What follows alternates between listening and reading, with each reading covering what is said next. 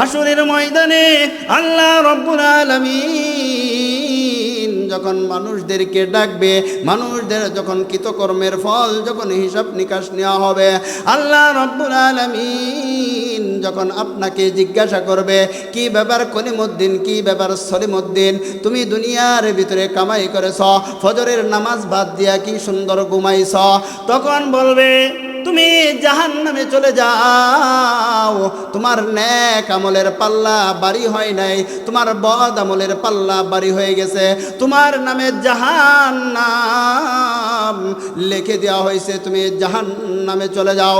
তুমি যদি একটা নেক আমল, একটা নেকি নিয়ে আসতে পারো কলিমুদ্দিন, তাহলে তোমাকে জান্নাতে দেওয়া হবে, জাহান্নাম থেকে মাফ করে দেওয়া হবে। তখন কলিমুদ্দিন সকলের দ্বারে দ্বারে গিয়া ঘুরবে, সকলের দ্বারে দ্বারে গিয়া পৌঁছাইবে। যখন সন্তানের কাছে যাইবে, সন্তান যখন মার কাছে যাইবে, মা দুনিয়ার ভিতরে সন্তানকে এত মোহাব্বত করতেন, এত ভালোবাসতেন, পৃথিবীর এক প্রান্তে যদি সন্তান থাকতো, ওই সন্তান যদি কোনো বিপদে পড়তো, পৃথিবীর আর কোনো মানুষ জানুক বাই না জানুক, কিন্তু মা ঠিক অটোমেটিক জেনে যাইত। কারণ আল্লাহ রাব্বুল আলামিন সন্তানের সাথে মায়ের সাথে এমন একটা কালেকশন করে দিয়েছেন, নারীর সাথে কালেকশন। কিসের সাথে বলেন তো? এই মেজরে বলেন, কিসের সাথে কালেকশন? মার সাথে, সন্তানের সাথে, নারীর সাথে কালেকশন করে দিয়েছে। সন্তান যখন বিপদে পড়ে যাইতো, পৃথিবীর কোনো মানুষ জানতো না। মা যখন ঘুমাইয়ে থাকতেন, তখন সন্তান কি বিপদে পড়ছে, মা ঘুমের মধ্যে, সন্তান আমার উপর নির্যাতন করে একটু দোয়া করবেন, মূলত দোষ হলো আপনার। আগে কি সুন্দর দিন কাটাইতাম আমরা, আগে কি সুন্দর দিন কাটাইতাম, আগেকার ডাক্তারেরা ছিল না এত সিটার, হইলে জ্বর জারি লাগাইতো থার্মোমিটার। আগেকার ডাক্তারেরা ছিল না এত সিটার, হইলে জ্বর জারি লাগাইতো থার্মোমিটার। বগলে চেপে ধরে 1-1.5 মিনিট পরে, কই চেপে ধরে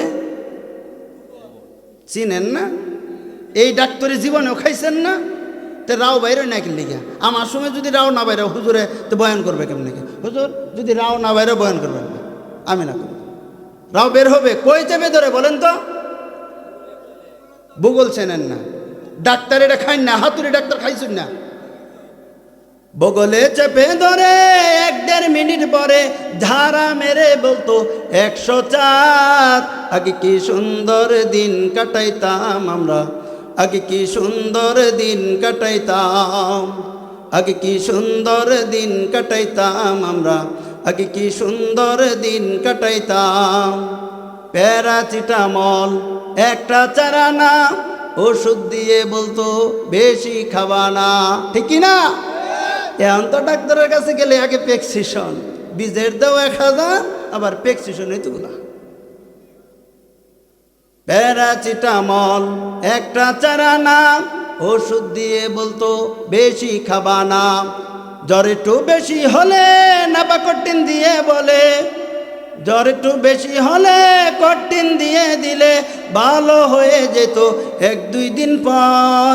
আগে কি সুন্দর দিন কাটাইতাম আমরা, আগে কি সুন্দর দিন কাটাইতাম। তো আজকে আমরা যে মাহফিলটার ভিতরে বসছি, যে প্যান্ডেলটার ভিতরে বসছি, এটা হলো জান্নাতি বাগান। কিসের বাগান বলেন তো? জান্নাতি বাগান। তো জান্নাতি বাগানের ভিতরে বসলেই লোক কি হয়ে যায়? জান্নাতি হয়ে যায়। কি হয়ে যায়? জান্নাতি হয়ে যায়। এ বলেন তো, আজকে আমরা যে এই জায়গায় বসছি, আসছি, কেন আসছি? কিসের জন্য আসছি? কিসের আশায় আসছি? সওয়াবের আশায়। সওয়াব দিয়ে কি হবে বলেন তো? সওয়াব দিয়ে কি হবে? জান্নাতের জন্য। মিয়া সওয়াব, নামাজ পড়ি কি জন্য? জান্নাতের আশায়। কিসের বয়ে? আল্লাহ তাআলার বয়ে, জাহান্নামের বয়ে। আমরা কি করি? নামাজ পড়ি, অন্যান্য ইবাদত বন্দেগী করি। জাহান্নামের বয়ে, জান্নাতের আশায় বয় করি কাকে? আল্লাহ কয়জন? একজন। আল্লাহ কয়জন?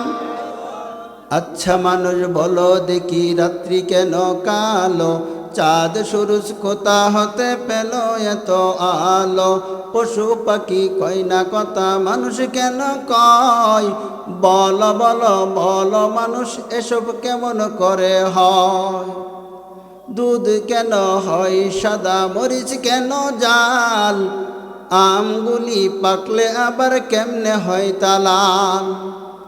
আচ্ছা মানুষ বাস করে ভাই এই দুনিয়ার রঙ্গে, হাতের রেখা আর চেহারা মেলে না কারো সঙ্গে, আর মেলে না কথার ধরন আঙ্গুলের টিপ, আর মেলে না কথার ধরন আঙ্গুলের টিপ, আল্লাহ আছেন একজন এবার প্রমাণ হলো ঠিক, ঠিক কিনা? আল্লাহ কয়জন? ভয় করি কয় আল্লাহকে বলেন তো। আল্লাহ রাব্বুল আলামিন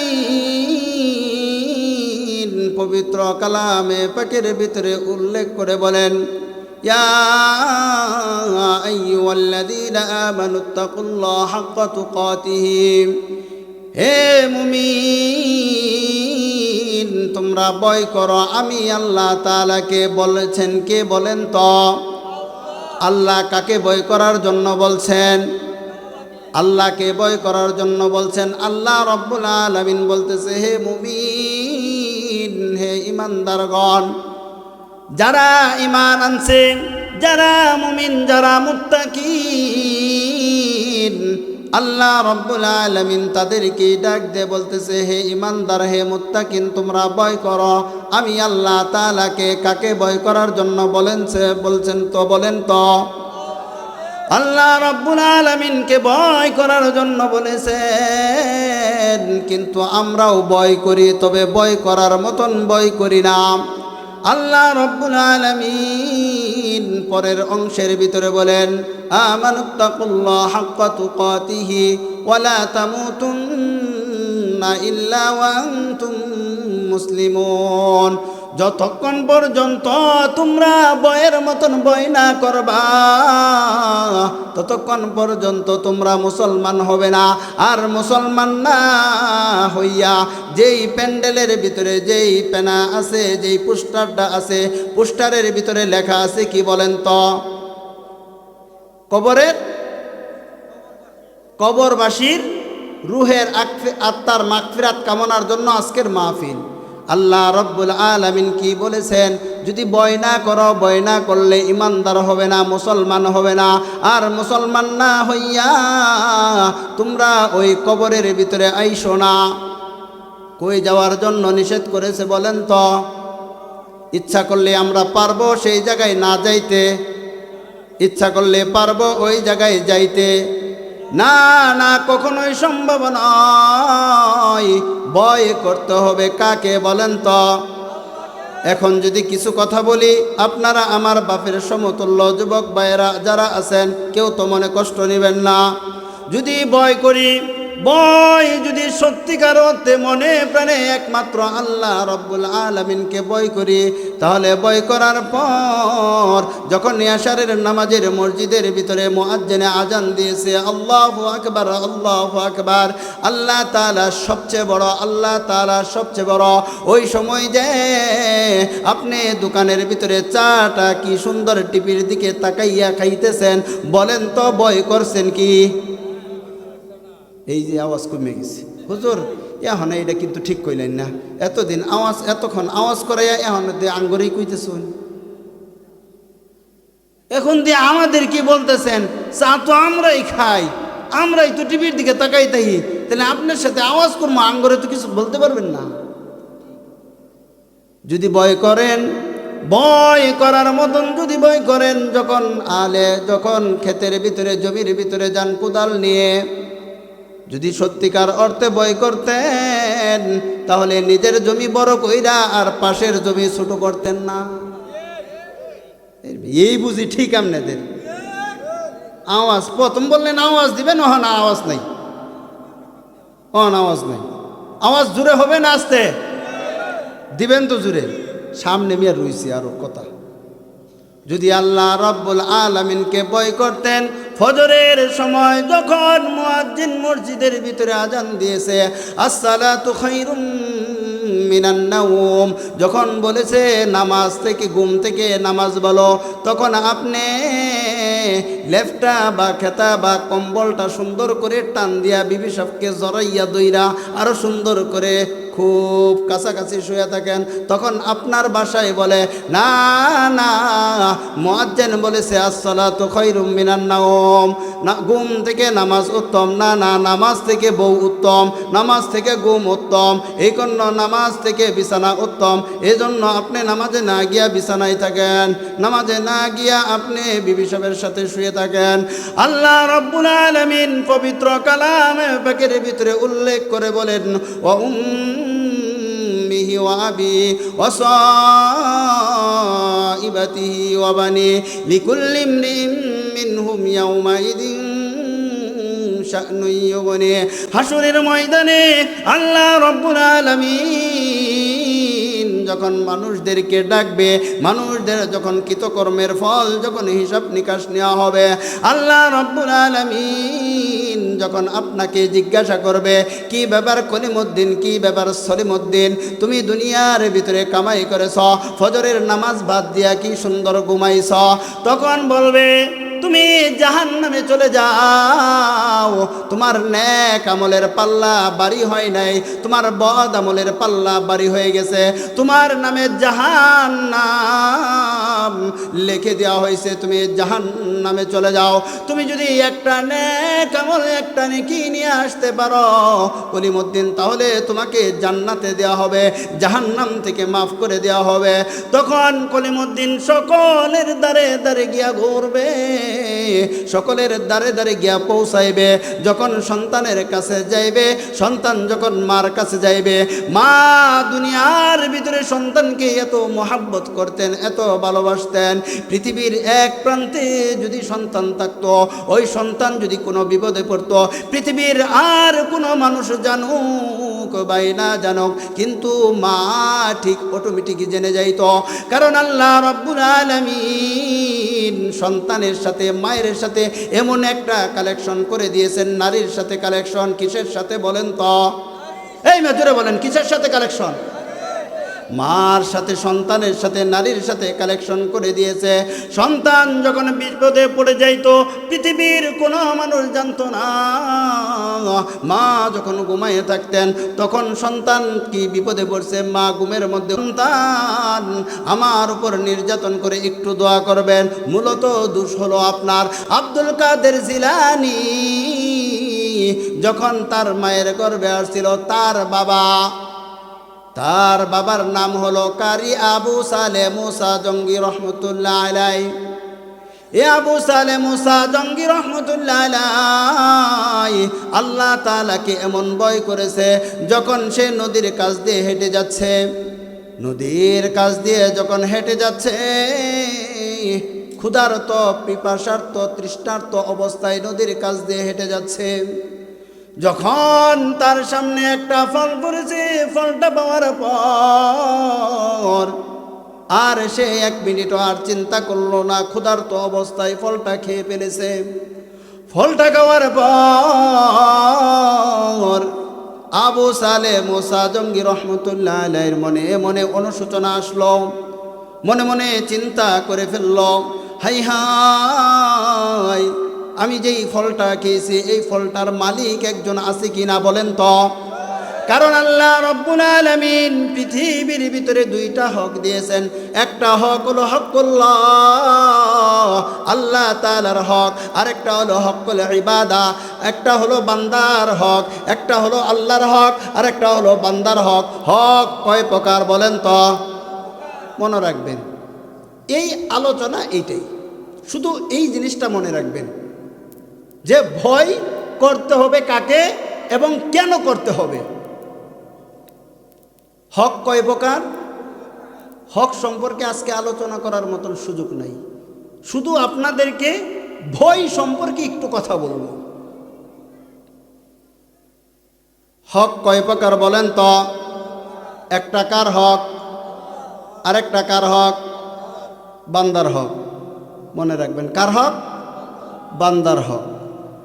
হক্কুল্লাহ হক্কুল ইবাদা, হক্কুল্লাহ হক্কুল ইবাদা, যেটা আল্লাহর হক সেটা আল্লাহ তাআলা আপনি নামাজ, রোজা, হজ, যাকাত, অন্যান্য যে সমস্ত ইবাদত বন্দেগী আছে, আল্লাহ তাআলার সাথে শিরিক আছে, অংশীদার আছে, সেইগুলা যদি আপনি না করেন, সেইগুলা যদি করে ফেলেন, সেটা আল্লাহ তাআলা তার বান্দাকে মাফ করবে না শাস্তি দিবে, না আযাবের ভিতরে দিবে, নাকি জাহান্নামের ভিতরে দিবে, নাকি জাহান্নামের তলদেশে দিবে, নাকি জাহান্নামের অল্প একটু শাস্তি দিয়ে ছেড়ে দিবে, সেটা একান্তই কার ব্যক্তিগত ব্যাপার?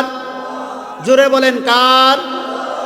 আল্লাহ রাব্বুল আলামিন এটাই বলেন, যেটা বান্দার প্রতি আমার হক, আমি আল্লাহ তাআলা ইচ্ছা করলে বান্দাকে মাফ করব, ইচ্ছা করলে বান্দাকে আযাবের ফেরেশতার হাতে গ্রেফতার করব, ইচ্ছা করলে তাকে জাহান্নামে দিব, আর ইচ্ছা করলে আমি বান্দাকে জান্নাতে দান করব। এটা একান্তই আমার ব্যক্তিগত ব্যাপার। কিন্তু দুনিয়ার ভিতরে যেই দুই নাম্বার হকটা দিয়েছে, সেটা হলো বান্দার হক। বান্দার হক, বান্দাকে যদি আপনি কথা বলে কষ্ট দিয়ে থাকেন, ওই বান্দার কাছ থেকে আপনি ওই কথার জন্য মাপ চাইতে হবে, তার কাছ থেকে ক্ষমা চাইতে হবে। এক মুসলমান ভাই আরেক মুসলমান ভাইকে কষ্ট দিয়েছে, কিল দিয়েছে, ঘুষি দিয়েছে, মার দিয়েছে, কথার আঘাতে তাকে কষ্ট দিয়েছে, যতক্ষণ পর্যন্ত ওই বান্দার কাছ থেকে মাফ না নিবে, আল্লাহ তাআলা বলে আমি আল্লাহ তাআলাও তাকে মাফ করব না। এই জায়গায় আছেন, এই প্রকৃতির মানুষ আছেন? মনে হয় নাই, সবাই ভালো মানুষ। আমাদের ময়মনসিংহে আছে, যাই হোক আপনারা সবাই ভালো মানুষ, কেউ কারো কোনো দিন ক্ষতি করেন নাই। যদি ক্ষতি করে থাকেন, কি গো মুরব্বী, ওইটা যাইতেছেন কাকে? কত ভালো লাগতেছে না? আচ্ছা জরুরত নাকি? আচ্ছা, যাদের জরুরত আছে, জরুরত সারার জন্য যাইতে পারেন। আর যদি বলেন হুজুর কথাগুলেন কে আমার দেখে দেখে বলতেছেন, ইতিপূর্বে আপনাদের সাথে কারো কোনো দিন কারোর সাথে আমার কথাও হয় নাই, কে কোন অন্যায় করেছেন, কার ক্ষতি করেছেন এটা আমি জানিও না। সুতরাং আপনাকে টার্গেট করে কথা বলার আমারও কোনো অভ্যাস চিনি মিয়া, চিনি না, তাহলে অভ্যাস থাকবো বলতে গিয়ে। আমি আল্লাহ তাআলার কালাম তেলাওয়াত করছি, সেটা দিয়ে বুঝাই দিতেছি। আল্লাহ রাব্বুল আলামিন বলে, বান্দার কাছ থেকে যতক্ষণ পর্যন্ত মাফ না নিবা, ততক্ষণ পর্যন্ত আমি আল্লাহ তাআলাও তোমাকে মাফ করব না। কি গো বাজান, আজ থেকে অতীতে একটু তাকান, আপনি কার টাকা মাইরা খাইছেন? যার টাকা মাইরা খাইছেন তার কাছ থেকে ক্ষমা নিবেন, আর নয়তোবা অন্ধকার কবরে গেলে উপায় নাই। ঠিক তেমনি আব্দুল কাদের জিলানীর বাবা কারি আবু সালে মুসা জঙ্গি রহমতুল্লাহ আলাইহি একটা ফল খাওয়ার পর তার মনের ভিতরে অনুশোচনা আসলো, এই ফলটার অবশ্যই একজন মালিক আছে, বলেন তো মালিক আছে কি নাই? তখন সে মনে মনে চিন্তা করে নদীর স্রোতের উল্টা দিকে যাওয়া শুরু করে দিল।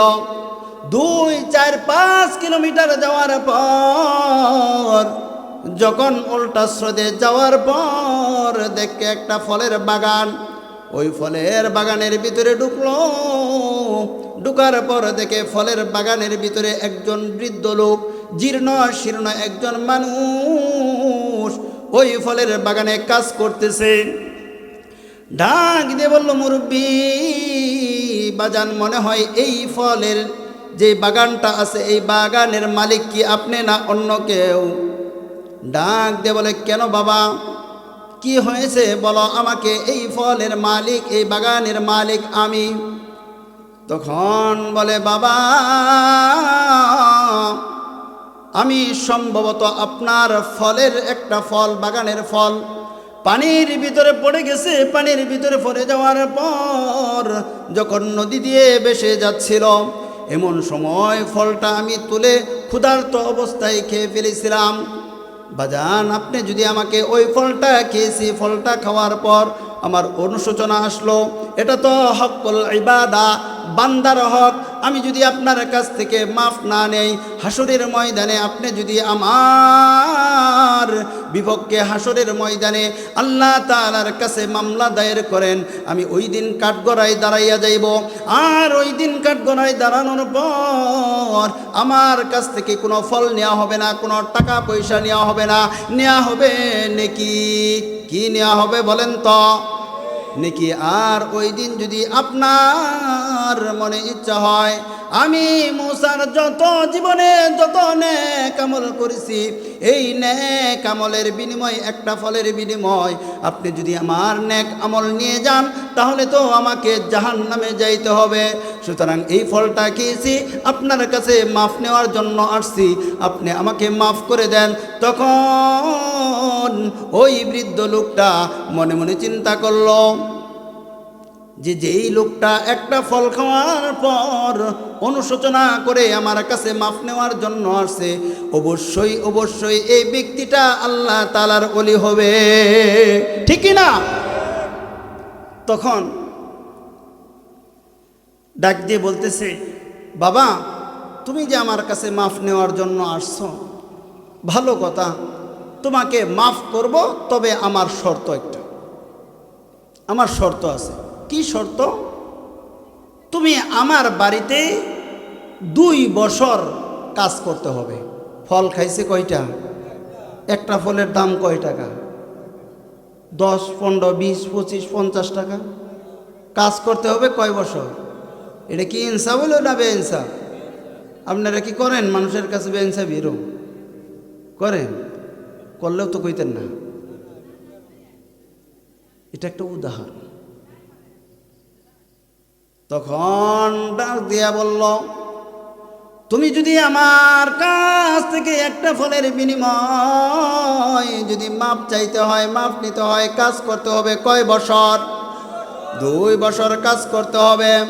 কারি আবু সালে মুসা জঙ্গি রহমতুল্লাহ আলাইহি ডাক দিয়ে বললে, মনে মনে চিন্তা করলো, 2 বছর নয়, আপনার কাছে যদি আমার সারা জীবন আপনার গোলামি করতে হয়, আমি গোলামি করব। তারপরেও ওই হকল ইবাদা, আপনার যেই একটা হক ছিল, একটা ফল খেয়েছি, এই ফলের জন্য আপনার কাছ থেকে অবশ্যই আমাকে মাফ নিতে হবে। আবু সালে মুসা জঙ্গি রহমতুল্লাহ আলাইহি যখন 2 বছর কাজ করেছে, বলেন তো কাজ করছে কয় বছর? 2 বছর কাজ করার পর 2 বছর শেষ হয়েছে। শেষ হওয়ার পর ওই মুরব্বীর কাছে, মালিকের কাছে ডাক দিয়ে বলে, মালিক আপনার শর্ত মতো 2 বছর কাজ করেছি, আমাকে রক্ষত দিয়ে দেন। ওই মালিক এই আবু সালে মুসা আসার আগে আল্লাহ তাআলার কাছে দোয়া করত, ওগো দয়ার মালিক, আমার ঘরে একটা কন্যা সন্তান দিয়েছ, এই কন্যা সন্তানটাকে আমি উপযুক্ত হিসাবে গড়ে তুলেছি। ও গো মালিক, এই কন্যা সন্তানটাকে উপযুক্ত একটা ছেলের ব্যবস্থা করে দাও। কয়দিন দোয়া করেছি আমাদের যাদের মেয়ে আছে, কয়দিন দোয়া করেছি আল্লাহ তাআলার কাছে, ওগো দয়ার মালিক, আমার মেয়ে আছে, আমার মেয়ের জন্য উপযুক্ত দিনদার একটা স্বামীর ব্যবস্থা করে দাও। যাদের ছেলে সন্তান আছে, কয়দিন আল্লাহ তাআলার কাছে নামাজ পড়ে 2 রাকাত নফল নামাজ পড়ে আল্লাহ তাআলার কাছে দোয়া করেছি, ওগো দয়ার মালিক, আমাকে একটা সুন্দর দিনদার, একটা দিনদার পুত্র সন্তান, পুত্র বধূর ব্যবস্থা করে দাও। কয়দিন দোয়া করেছি, দোয়া করেন না বিদায় ওই রকম হয়েছে। এখন ছেলের বউ ঘরে আনছেন, ঘরে আনার পর ঠিক মতো আদর যত্ন সেবা করে না, আদর যত্ন সেবা করে না। আবার যদি একটু চালাক চতুর হয়, দিন সম্পর্কে ভালো বুঝে। আবার যখন আমি একটা ঘটনা আপনাদেরকে বলতে চাই, আমি যখন সখীপুর মাহফিল করি, মাহফিলের মহিলা মাদ্রাসার মাহফিল করি, ওই মাহফিলের ভিতরে একটা টোকেন আসছে, একটা কাগজ আসছে, কাগজের ভিতরে লেখা, হুজুর শ্বশুর শাশুড়ির সেবা যত্ন করা কি ফরজ? না না, শ্বশুর শাশুড়ির সেবা যত্ন করা ফরজ না, নফল। তাহলে আমি কেন করব? নফল ইবাদত না করলেও তো চলে। হ্যাঁ, নফল ইবাদত বন্দেগী না করলেও চলে, তবে আজ পর্যন্ত যত আল্লাহর ওয়ালি হয়েছে, যত সাহাবায়ে কেরাম জান্নাতের সার্টিফিকেট পাইছে, তারা সকলেই নফল ইবাদত বন্দি কইরা কিন্তু জান্নাতের সার্টিফিকেট পাইছে। নফল ইবাদত বন্দেগী না করলে জান্নাতের সার্টিফিকেট পাইতেন না।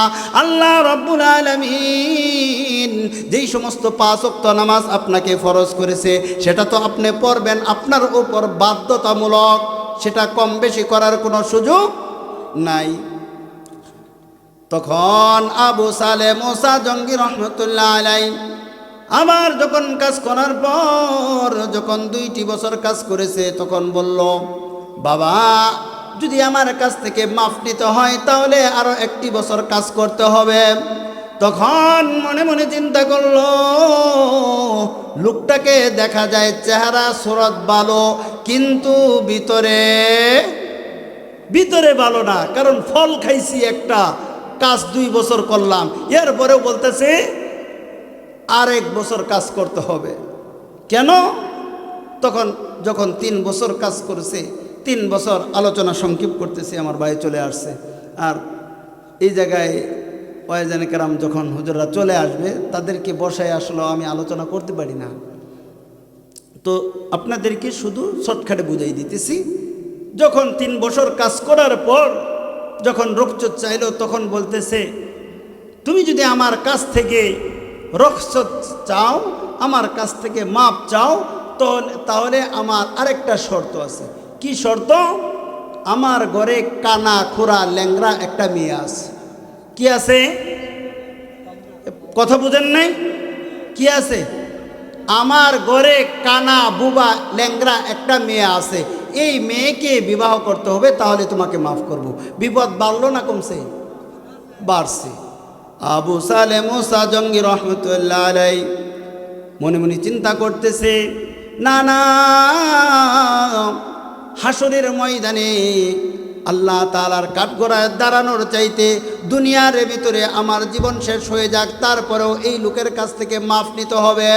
কারণ হকুল ইবাদাহ, বান্দার হক আমি নষ্ট করেছি, বান্দার কাছ থেকে অবশ্যই আমাকে মাফ নিতে হবে।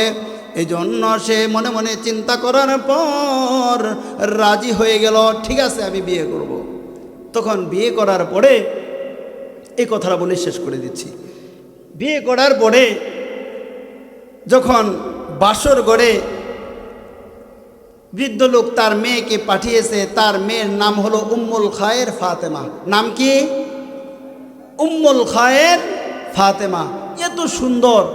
যখন বাসর ঘরে গিয়েছে, আর বড় পীর আব্দুল কাদের জিলানির বাবা আবু সালেহ মুসা জঙ্গি রহমতুল্লাহ আলাইহি বাসর ঘরে অপেক্ষমান, তার স্ত্রী আসবে। যখন দরজা খুলে ঘরের ভিতরে গেছে, ঘরের ভিতরে যাওয়ার পর সালাম দিয়েছে, আসসালামু আলাইকুম ওয়া রাহমাতুল্লাহ, সালাম দিয়েছে। তখন বড় পীর আব্দুল কাদের জিলানির বাবা চিন্তা করতেছে, আরে আমি তো বিবাহ করেছি একজন বুবা মেয়ে, আমি তো বিবাহ করেছি একটা কানা মেয়ে, আমি তো বিবাহ করেছি একজন পুঙ্গু মেয়ে, সে হাঁটতে পারে না, দেখতে পারে না, কথা বলতে পারে না। তো যে আসছে তার এক হাতে আল কুরআন আর এক হাতে দুধের 1 পেয়ালা দুধ, 1 গ্লাস দুধ নিয়ে আসছে। তখন এটা দেখার পর সে দৌড় মেরে ঘর থেকে বের হয়ে গেছে যে আমাকে বলছে একটা, করলো আরেকটা, মনে হয় আমার ইজ্জতের ভিতরে চুনকালি মাইখা আমাকে মনে হয় অসম্মানী করতে চায়। যখন ঘর থেকে বের হয়ে গেছে, বের হওয়ার পর যখন সেই বৃদ্ধ লোকটা শাইখ রহমতুল্লাহ আলাইহি যখন টান দিয়া ধরছে যে বাবা তুমি যেও না, যে কেন যাব না, আপনি যা বলছেন ইতিপূর্বে আপনার কথার আর কাজের সাথে কোনো মিল পাইলাম না, কথা আর কাজের সাথে কোনো মিল পাইলাম না।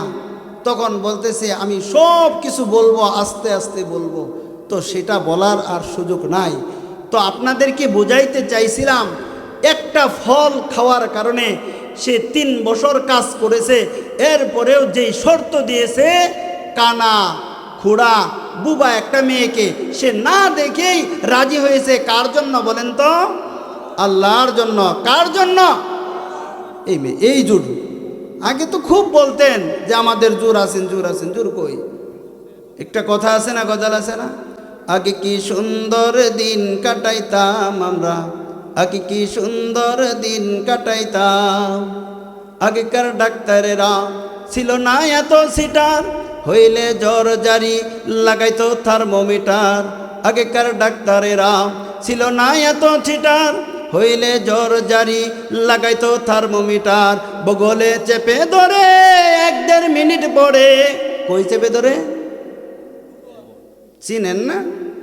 এই ডাক্তারি জীবনেও খাইছেন না?